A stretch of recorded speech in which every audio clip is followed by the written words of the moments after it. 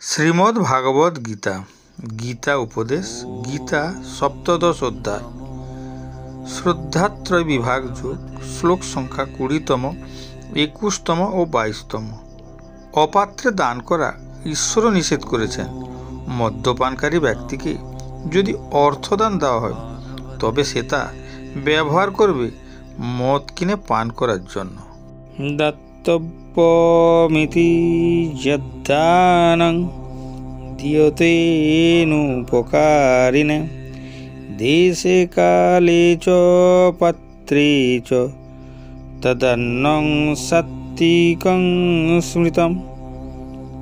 দান করা কর্তব্য মনে করে তার বিনিময়ে কিছু আশা না করে উপযুক্ত স্থানে, উপযুক্ত সময়ে এবং উপযুক্ত পাত্রে যে দান করা হয় তাকে সাত্ত্বিক দান বলা হয়। শ্রীকৃষ্ণ দানের 3টি গুণ সম্পর্কে বর্ণনা করেছেন। প্রতিটি মানুষের সামর্থ্য অনুযায়ী দান করা কর্তব্য।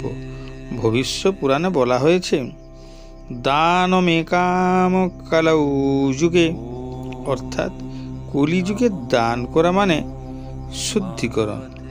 রামচরিত মানসেও বর্ণনা আছে ধর্মের 4টি মূলনীতি, যা কলিযুগে খুবই গুরুত্বপূর্ণ। তা হলো যা কিছু সম্ভব দান করা, দান করার অনেক পুণ্যফল লাভ করা হয়। দান বস্তুগত জিনিসের প্রতি দাতার আসক্তি হ্রাস করে, এতে সেবার পরম উৎসাহ ও অনুভূতি বাড়ে। এটি দাতার হৃদয়কে প্রসারিত করে এবং অন্যান্য মানুষের প্রতি সহানুভূতি বিতরণ করে। অতএব সৎ ধর্মীয় কাজে দান। ধর্মীয় শাস্ত্রে নিজের আয়ের 1/10 দান করার নির্দেশ আছে। স্কন্দ পুরাণে এর উল্লেখ আছে। এই শ্লোকে শ্রীকৃষ্ণের উল্লেখিত কারণ অনুসারে দানকে উপযুক্ত বা অনুপযুক্ত, উন্নত বা নিকৃষ্ট হিসাবে শ্রেণীবিভাগ করেছেন। যখন উপযুক্ত সময়ে, উপযুক্ত স্থানে যোগ্য ব্যক্তিকে খোলা মনে দান করা হয় তখন তা শতগুণ হিসাবে বিবেচিত হয়। যতু প্রত্যুপকারার্থং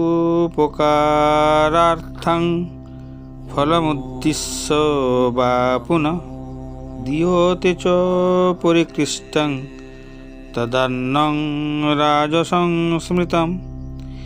যে দানের বিনিময়ে কিছু পাওয়ার আশা থাকে অথবা ফল লাভের উদ্দেশ্যে এবং অনুতাপ সহকারে করা হয়, সেই দানকে রাজসিক বলা হয়। কারো কাছে না চেয়ে দান করা সবচেয়ে সর্বোত্তম উপায়। দ্বিতীয় সর্বোত্তম উপায় হলো কেউ দান চাইলে আনন্দের সহিত দান করা উচিত। তৃতীয় সেরা অনুভূতি হলো নম্র মনে দান করা, কিন্তু পরে অনুতপ্ত হওয়া, অর্থাৎ আমি এত কিছু কেন দিলাম, অথবা একটু কম টাকা দিলে ভালো হতো। দানের পর এই সকল চিন্তা ভাবনা বা অনুতাপ করা। শ্রীকৃষ্ণ এই ধরনের দানকে রজগুণের শ্রেণীতে রেখেছেন। অদেশকালে যদ্দানম পাত্রে ভস্য দীয়তে অসৌতকৃত্যম বজ্ঞাতম তত্তামসমুদাহৃতম। অশুচি স্থানে, অশুভ সময়ে, অযোগ্য পাত্রে, অনাদরে এবং অবজ্ঞা সহকারে যে দান করা হয় তাকে তামসিক দান বলা হয়। তমগুণের দান উপযুক্ত স্থান, ব্যক্তি, আবেগ বা সময় বিবেচনা না করেই দান করা। এটি কোনো হিতকারী উদ্দেশ্য পরিবেশন হয় না।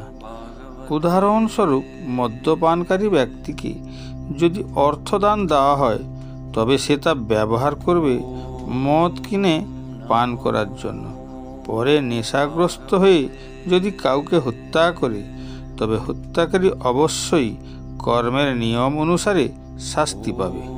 কিন্তু যিনি এই দান করেছেন তিনিও এই অপরাধে দোষী হবেন এবং এর জন্য সেই দাতাও শাস্তি পেয়ে থাকবেন। সুতরাং এই তমগুণের প্রভাবে প্রদত্ত দানের উদাহরণ যা একজন অযোগ্য ব্যক্তিকে দান দেওয়া হয়েছিল তা তমগুণী হিসাবে বিবেচিত হবে।